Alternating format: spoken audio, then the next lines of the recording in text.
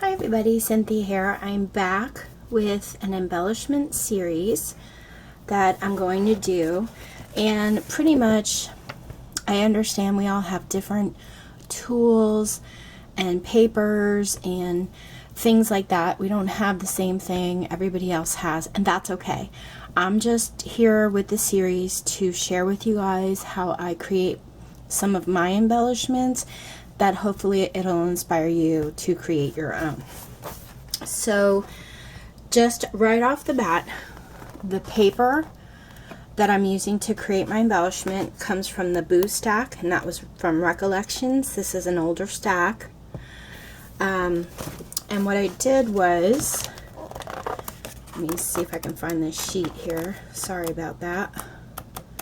Oh, there's a sheet here with all of these really cool potion bottles in it. So what I did was I cut out each and every one to create embellishments, and I'm going to share with you how I made my witch hazel one. But I also wanted to share, you know, like right here, this bottle part is cut off, but that's okay because I still cut them out.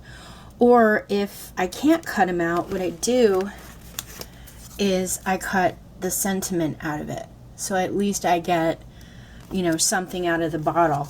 But I do cut even the half ones because I stick them behind something else, whether it be like a pocket in a mini album, or I can stick it in between a tag and cover that part up so you don't realize that's cut off.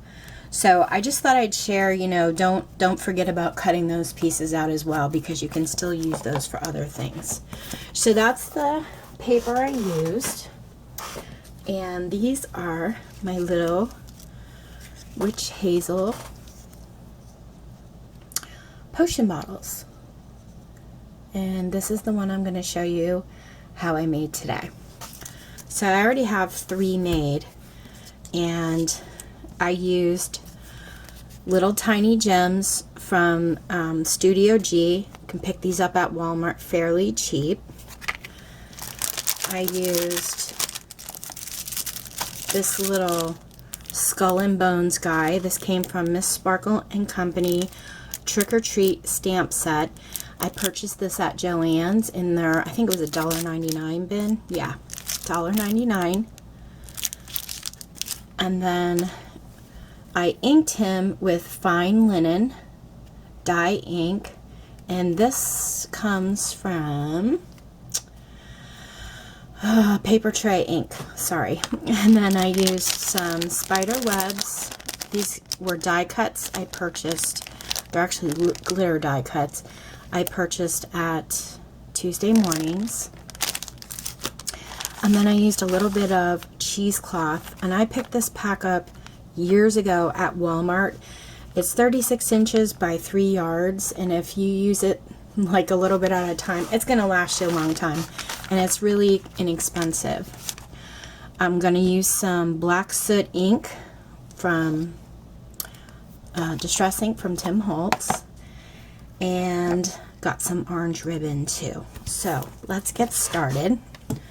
I'll show you all the different, I didn't feel like cutting them all out, so I just, you know, cut what I could, and then I throw them in a Ziploc bag, and I figure as I make them I'll really cut them out intricately, but for now I think it's fairly good.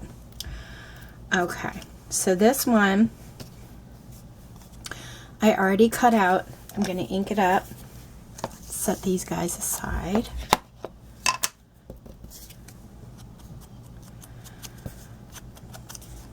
I never want to throw out my scraps, because I always think, what if I need those later, or I can make something out of it? And this is what I end up doing, just sitting and making embellishments. Okay, so this I already stamped out, like I said, with the fine linen ink, and I'm going to cut it out. I'm going to cut the skull first, it's a little easier. And I think I'm going to zoom in after I do the cutting so you guys can see a close-up.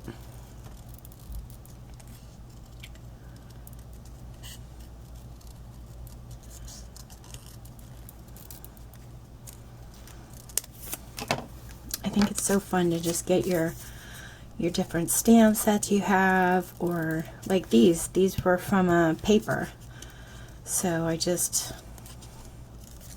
cut them out and added some things to it. And there you go, you have a ton of embellishments. You can, if you know, make different ones from the cutouts of your papers. You can decorate your albums with them, or cards, or journals, or you know, whatever craft you like to do. I thought I'd start off with a Halloween embellishment because I'm doing my Halloween series, but I'm also working on a lot of mini album projects with all my Halloween paper, so I figured since I'm already making these, I might as well do a Halloween one first.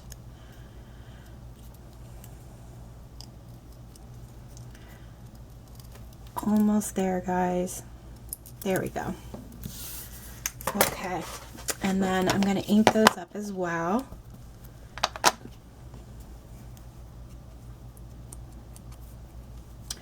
And the cheesecloth, I might have over inked that one a little bit. I just cut a little piece off because it comes in a big, let's see if I can pull it out. You know, it comes in a big, it's wound up like this. So I just cut a little bit off, and then I pulled some pieces apart. So I'm going to pull some from here, and then I just kind of wind them up.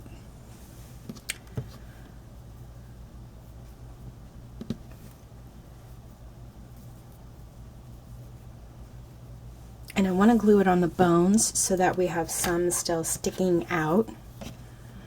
I'm just going to flip this over.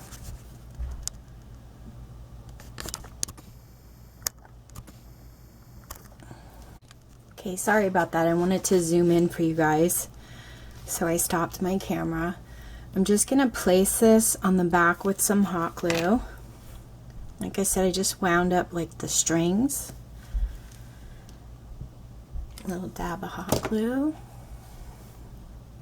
I think I'm going to do this with my tweezers so I don't burn myself.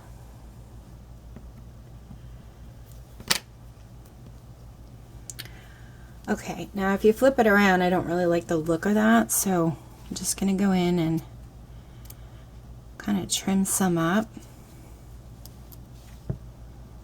until I get the desired look. And that looks pretty good.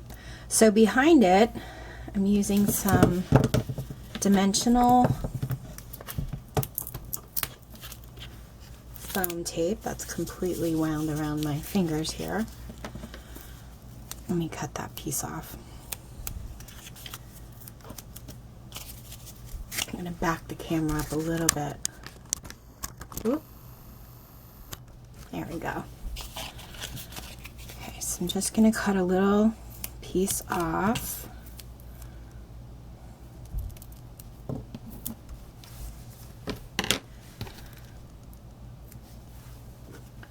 And I like to hot glue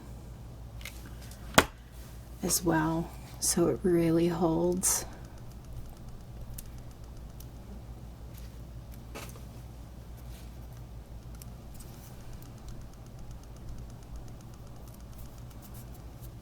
Peel that off.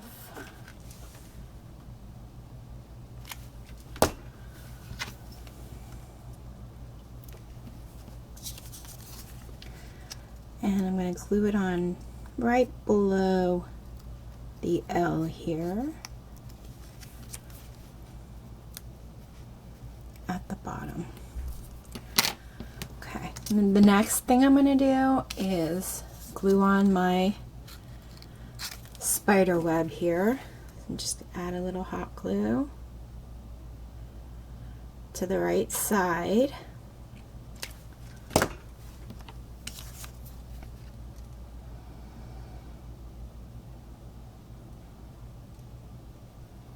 It looks pretty good right there. And I'm going to press down. Okay. And then I did put a little bit of the cheesecloth on the spider web itself. So I'm just going to pull off some strings and bundle them up. And add a little dab here of hot glue.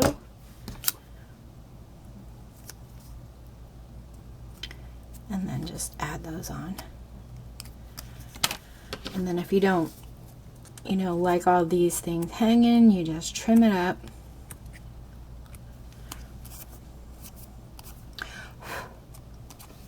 Okay.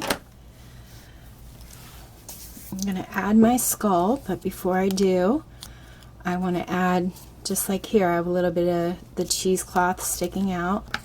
So I'm going to pull some more off.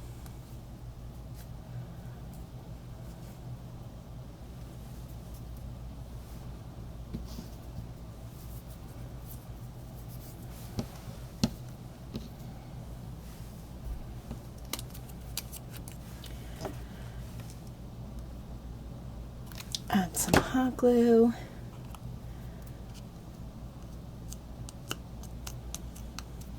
Stick a bunch of that on. My glue gun's not very hot, so I'm okay without burning myself. So be careful when you do it. Okay. I like the look of that. So I'm going to go ahead and add some foam tape.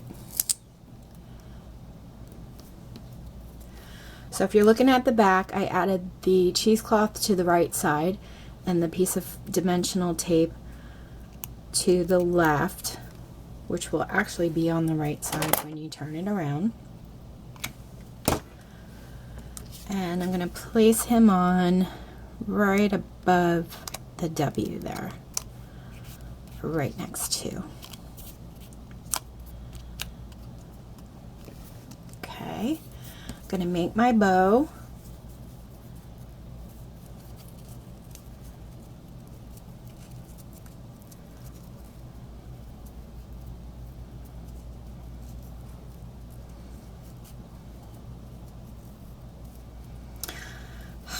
Every time I make a bow on camera, it's like it knows I'm filming and it gives me a hard time.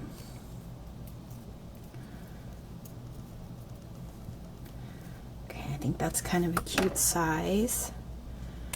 Trim the bottom off.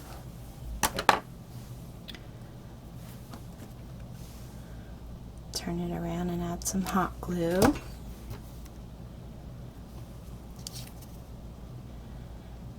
I glue it right about there.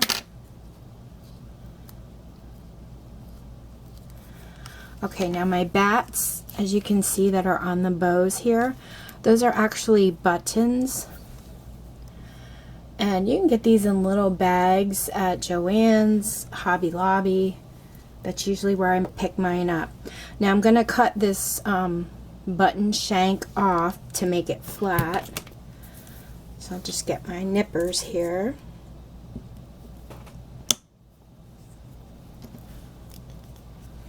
Okay, so we just cut that little piece off. And the bat is nice and flat now. So I'm going to add some hot glue.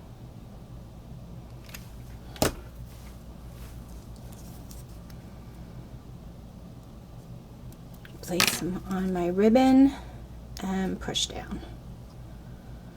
Be careful not to add too much hot glue or it'll just smush out the sides and you don't want to see it.